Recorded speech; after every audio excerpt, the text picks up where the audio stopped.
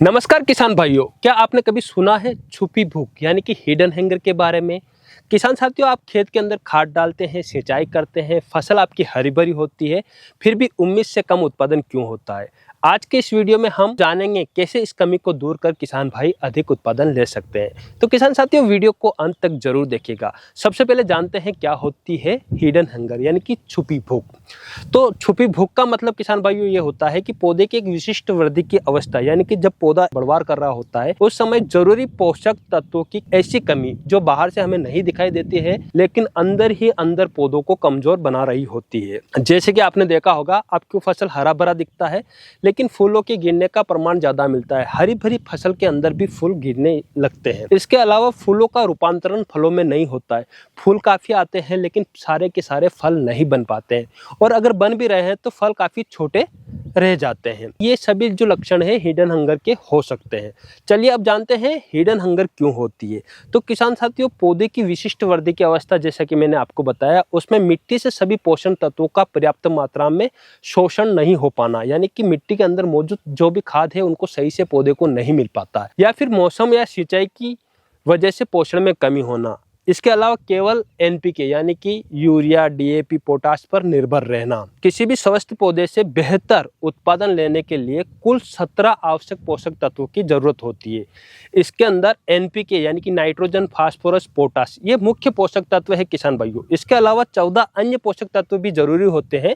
यहाँ आप स्क्रीन पर देख सकते हैं। इसके अलावा मैं भी आपको बता देता हूँ। मुख्य पोषक तत्वों के अंदर सबसे पहले नाइट्रोजन, फास्फोरस और पोटेशियम होता है। सेकेंडरी यानी कि द्वितीय पोषक तत्वों के अंदर कैल्शियम, मैग्नीशियम और सल्फर होता है। उसके बाद आता है थर्ड नंबर के सूक्ष्म पोषक तत्व। इसके अंदर आयरन हो गया, जिंक, मैग्नीज, कॉपर, बोरान और मेलिबिडियम, क्लोरीन और निकेल। अगर इन पोषक तत्वों में से किसी की भी कमी हो जाती है या असंतुलन हो जाए, बैलेंस बिगड़ जाए, तो पौधे में पोषण की कमी हो जाती है।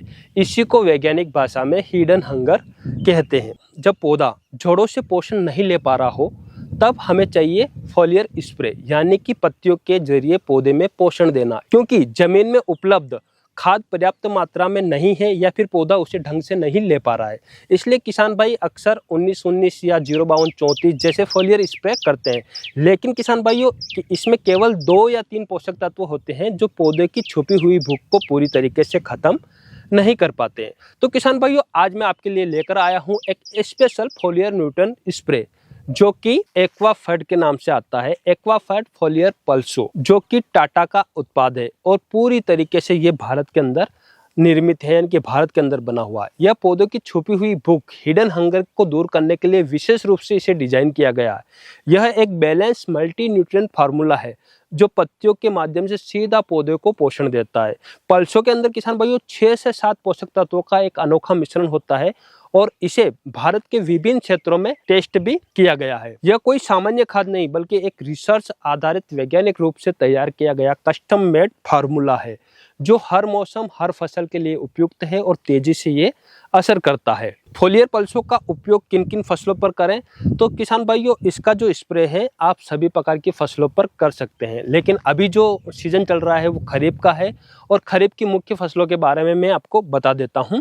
तो किसान भाइयों, जैसे कि आप देख रहे हैं मेरे पीछे सोयाबीन का खेत है, तो सबसे पहले सोयाबीन से शुरू करते हैं। सोयाबीन के अंदर अच्छे से रिजल्ट लेने के लिए जब सोयाबीन में फलियां बनने की शुरुआती अवस्था हो, यानी कि बुआई से 55 से 60 दिन में इसका स्प्रे आपको करना चाहिए। और जिन किसान भाइयों ने मूंगफली की बुआई कर रखी है तो वो 45 से 50 दिन के बाद जब पौधे की टहनियाँ पैक से मिट्टी के अंदर घुसकर फलियां बनाना शुरू करती है तब इसका स्प्रे करें, काफ़ी अच्छे रिजल्ट मिलेंगे। अगर आपने अरहर या तूर की बुआई कर रखी है तो 105 या 110 दिन के बाद जब फूलों से छोटी फलियां बनना स्टार्ट होती है तब इसका स्प्रे करना चाहिए। अब चलिए बात करते हैं कि इसका स्प्रे का सही तरीका क्या है। तो किसान भाइयों ध्यान रखें कि पल्सों का अगर आपको पूरा फायदा लेना है तो इसका स्प्रे हमेशा सुबह या शाम के समय ही करें और पत्तियों की निचली सतह को भी अच्छी तरीके से भीग जाए उस तरीके से स्प्रे करें।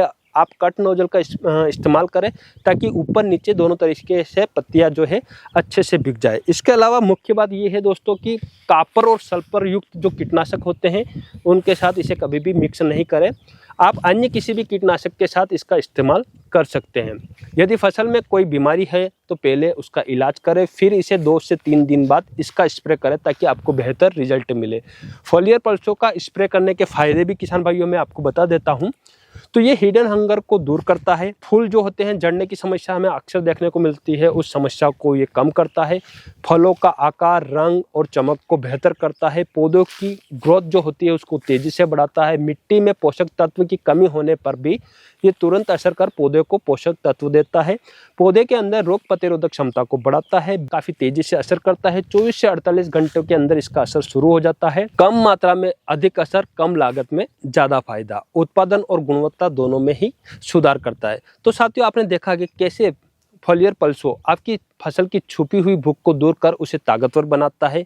आज खेती में सिर्फ मेहनत नहीं, समझदारी की भी ज़रूरत है। अगर सही समय पर सही पोषण दिया जाए तो कम लागत में शानदार पैदावार किसान भाइयों मिल सकती है। याद रखिए किसान भाइयों, सिर्फ मिट्टी में खाद डालना काफ़ी नहीं है, पत्तों का पोषण भी जरूरी है।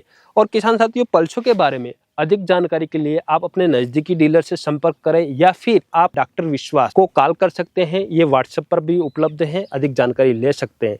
किसान भाइयों, अगर आज का ये वीडियो आपको पसंद आया हो तो इस वीडियो को लाइक करिएगा, अन्य किसान भाइयों तक शेयर करिएगा और दोस्तों ऐसे ही वीडियो देखने के लिए चैनल को सब्सक्राइब करिएगा। जल्दी मुलाकात करेंगे एक नई जानकारी के साथ एक नए वीडियो में। तब तक के लिए जय भारत, जय किसान।